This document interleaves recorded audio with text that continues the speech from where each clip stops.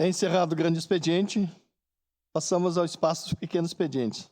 Primeiro vereador inscrito, vereador Scalco.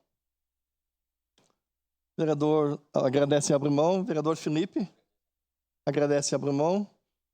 Vereador Bressan em representação. Vereador Juliano Valim agradece e abre mão. Esse vereador que agradece e abre mão. Vereador Lucas Dil.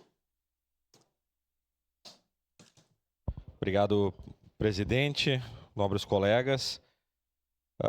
Gostaria de reiterar, né, a nossa fala e dizer que abominamos, então, a questão da fake news e isso de qualquer lado que venha da política e que nós tenhamos processos eleitorais mais propositivos de debate de projetos de cidade.